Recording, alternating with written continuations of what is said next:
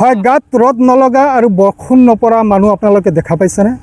হয়, আজি আমি আপোনালোকক দেখুৱাম গাত ৰদ নলগা আৰু বৰষুণ নপৰা মানুহ।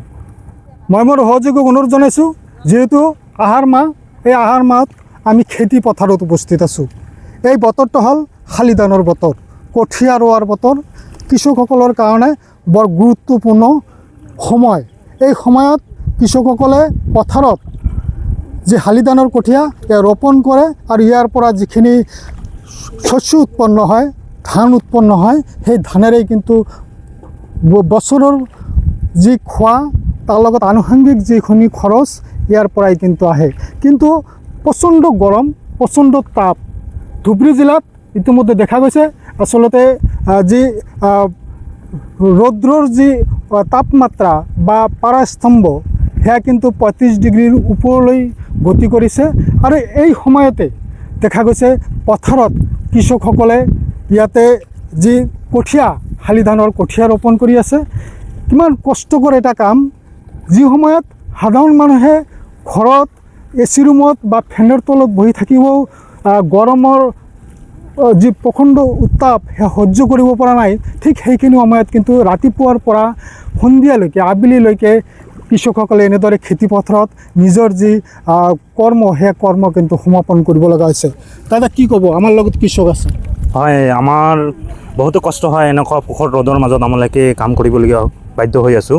আৰু যে ঘনে ঘনে যে আমাৰ বতৰৰ পৰিৱৰ্তন হৈছে আৰু বতৰৰ প্ৰতি লক্ষ্য ৰাখি আমি আগতীয়াকৈ আমি কঠীয়া ৰুবলৈ আগবাঢ়ি গৈছোঁ আৰু আমি কঠীয়া ৰুই আছোঁ। যিহেতু প্ৰখৰ ৰ'দ, প্ৰখৰ উত্তাপ দেখা গৈছে, এই সময়তো আপোনালোকে এই পথাৰত কেনেকৈ আছে? আমি বাধ্য, আমাৰ যিটো কৃষ্টি সংস্কৃতি আৰু আমাৰ কৰ্ম সংস্কৃতি, আমাৰ কঠীয়া ৰোৱাটো, আমাৰ ইয়াৰ প্ৰতি লক্ষ্য ৰাখি আমি খেতিপথাৰত আহিবলৈ বাধ্য হৈছোঁ। আৰু যিটো এইটোৰ জৰিয়তে আমাৰ গোটেই বছৰ আমাৰ চলি যায়, আমাৰ ইয়াতে পেটৰ ভাত হয়, গতিকে আমালোকে বাধ্য হৈছোঁ। কি ক'ব, এই যি গৰম দেখা গৈছে যে অকল আপুনিয়ে নহয়, কৃষকসকলে এই পথাৰত, হয়, এই সময়ত আপোনালোকৰ কৃষিৰ যি উচিত মূল্য সেয়া পায়নে? হয়, এতিয়া কৃষকসকলে তেওঁলোকে ব্যস্ততাৰ সময় পাৰ কৰি আছে। কাৰণ এতিয়া তেওঁলোকৰ সময়, এতিয়া কাৰণ আমালোকে বৰষুণৰ ওপৰত নিৰ্ভৰশীল কৰিব লাগে, মানুহৰ প্ৰকৃতিৰ ওপৰত আমালোকে নিৰ্ভৰশীল। গতিকে আমি প্ৰকৃতিৰ প্ৰতি লক্ষ্য ৰাখি, যিহেতু প্ৰকৃতি আমাক কেইদিনমানত বৰষুণ দিলে, ধাৰাসাৰ বৰষুণ হ'লে, আৰু বৰষুণ হোৱাৰ কাৰণে আমি আগতীয়াকৈ আমি কঠীয়া ৰুবলৈ বাধ্য হৈছোঁ।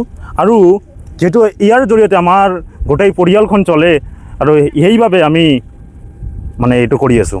হয় হয়, ধন্যবাদ থাকিল। হয়, মই মোৰ সহযোগীক অনুৰোধ জনাইছোঁ, ইয়াতে যিহেতু ধুবুৰী জিলাত ৩৫ ডিগ্ৰীৰ ওপৰলৈ যি তাপমাত্ৰা বা পাৰাস্তম্ভ অতিক্ৰম কৰিছে, সেই সময়তে দেখা গৈছে যে যি ৰোৱনীবিলাকে কঠীয়া ৰুই আছে বা আন যি কৃষকসকল এই পথাৰত কৰ্ম কৰি থকা হৈছে।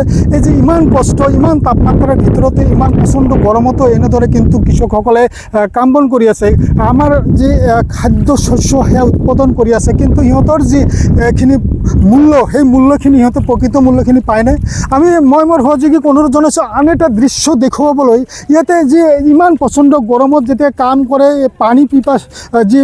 পানী পিপাসা লাগে, পানী পান কৰিবলৈ ইচ্ছা যায়, যাৰ কাৰণে সিহঁতে বটলতকৈ পানী লৈ আহিছে, বিশুদ্ধ পানী ইয়াতে আনি খেতি পথাৰত যি পথাৰৰ মাজত এই বটলখিনি ৰাখিছে, পানীৰ মাজত ৰাখিছে, যাতে পানীখিনি ভালে থাকে, অলপ ঠাণ্ডা থাকে। এনেদৰেই কিন্তু কৃষকসকলে নিজৰ যি কৰ্ম, সেই কৰ্ম সমাপন কৰিছে। নিজৰ যি শালি ধানৰ খেতি, সেই শালি ধানৰ খেতিৰ বতৰত দেখা গৈছে পথাৰত সিহঁতে বৰ কষ্ট কৰি, এটা কথা ক'ব লাগিব, ইয়াৰ প্ৰথমতে উল্লেখ কৰিছোঁ, সেয়া হ'ল যি ৰ'দ নপৰা বা ৰ'দ নলগা বা বৰষুণ নপৰা যি মানুহ, সেই মানুহত পৰিণত হৈছে। সিহঁতৰ গাত এতিয়া ৰ'দৰ কোনো কথা নাই, বৰষুণৰ কোনো কথা নাই, সিহঁতৰ অকল মাথোন এটাই কাম, সিহঁতৰ কৰ্ম সম্পাদন কৰিব লাগিব, সিহঁতে কঠীয়া ৰুব লাগিব। আৰু কঠীয়া ৰোৱাৰ পিছতহে যিখিনি ফচল আহিব, সেই ফচলেৰে বছৰৰ যি পৰিয়ালৰ ভৰণ পোষণৰ সম্পূৰ্ণ দায়িত্ব এই খেতি পথাৰৰ পৰাই আহে, যাৰ কাৰণে এনেকুৱা ধৰণৰ কষ্ট কৰিব লগা হৈছে। আপুনি বিচৰা বাতৰি পাব কেৱল নিউজ 18 এপত। নিউজ 18 এপ ডাউনলোড কৰিবলৈ স্কেন কৰক এই QR কোড। গুগল প্লে ষ্টৰতো পাব এই নিউজ 18 এপ।